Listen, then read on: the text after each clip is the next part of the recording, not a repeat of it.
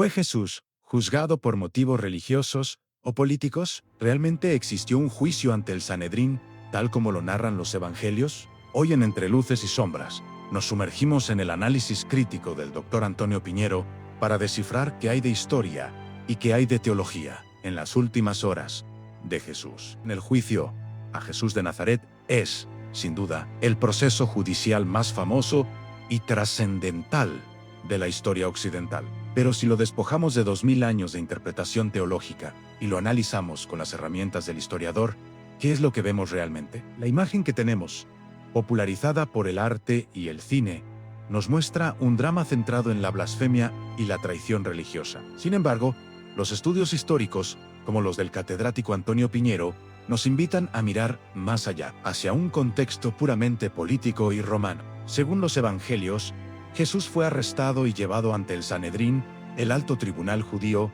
en una sesión nocturna de emergencia.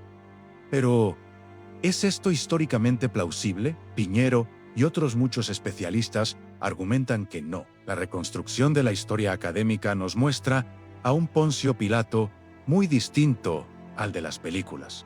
No era un hombre indeciso que se lavaba las manos, sino un prefecto romano, un gobernante conocido por su mano de hierro y su desprecio por las costumbres locales. Su principal misión en la conflictiva provincia de Judea era mantener el orden a toda costa y recaudar impuestos para Roma. Cualquier atisbo de revuelta o sedición era aplastado sin miramientos. Imaginemos la situación. Jerusalén durante la semana de Pesar.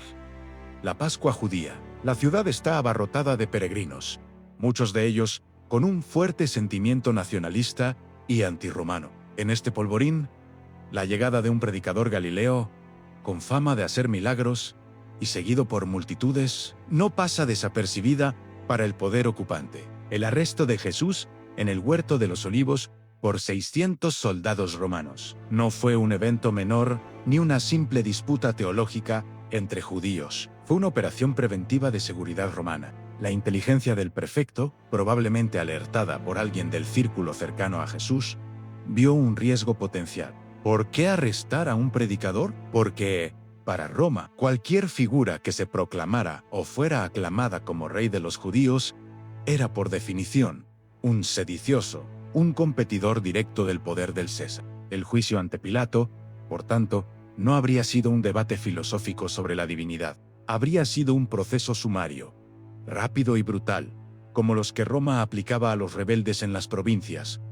A Pilato no le importaba si Jesús era el Mesías o el Hijo de Dios. Esos eran conceptos judíos que le eran ajenos y probablemente irrelevantes. Lo único que le importaba era si ese hombre representaba una amenaza para el poder imperial.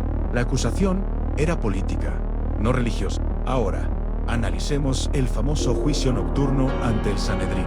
Los 4 evangelios lo narran, pero con diferencias significativas entre ellos. Aquí es donde la crítica histórica, como bien señala Piñero, levanta una ceja y nos pide cautela. Según la ley judía de la época, recopilada posteriormente en la Misná, los juicios capitales tenían reglas muy estrictas.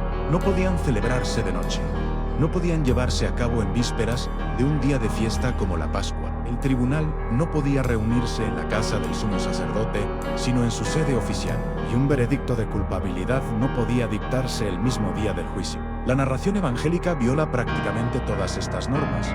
¿Significa que es una invención total? No necesariamente. Piñero sugiere que lo que probablemente ocurrió fue una especie de interrogatorio informal o una reunión preliminar en casa de Caifás. Las autoridades del templo, colaboracionistas con Roma, querrían entender la naturaleza del problema y preparar el caso antes de entregarlo a la única autoridad que podía ejecutar a alguien, el prefecto romano. Pero la idea de un juicio formal y completo, con veredicto de muerte por blasfemia, es históricamente muy improbable.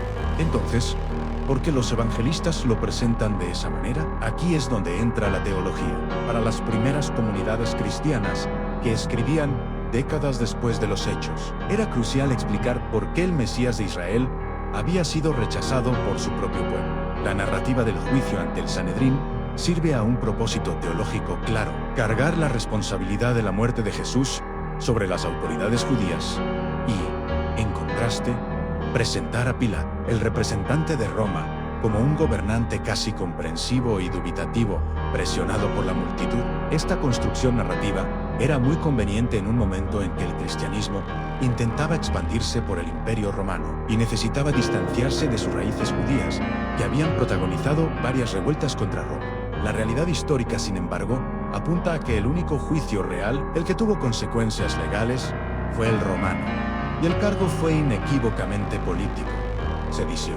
Una de las pruebas históricas más sólidas que tenemos, y aceptada por la inmensa parte de los académicos, es el llamado Titulus Cruz. Es la inscripción que, según los evangelios, Pilato ordenó colocar en la cruz. Las iniciales INR, y que vemos en los crucifijos, provienen de la frase latina Iesus Nazarenus Rex Iudaeorum, Jesús de Nazaret, Rey de los judíos. Para los romanos, esto no era un título espiritual o mesiánico. Era la sentencia, era el delito por el cual había sido condenado. Colocar este letrero era una práctica habitual en las ejecuciones romanas, una forma de advertencia pública para que nadie más osara desafiar la autoridad del César. Por lo tanto, Jesús no fue ejecutado por proclamarse Hijo de Dios, un concepto teológico complejo que un romano como Pilato difícilmente habría entendido o considerado un crimen contra el Estado. Fue ejecutado por ser percibido como un pretendiente al trono, un líder político que, con su entrada triunfal en Jerusalén y sus discursos sobre un reino, amenazaba, aunque fuera simbólicamente, el monopolio del poder de Roma en una provincia especialmente volátil. La crucifixión, un castigo terriblemente cruel y humillante, estaba reservada precisamente para esclavos, piratas y, sobre todo, para rebeldes y sediciosos. Era el castigo por excelencia para los enemigos del Estado romano. El método de ejecución, por sí solo, ya nos dice cuál fue la naturaleza del crimen a los ojos de Roma.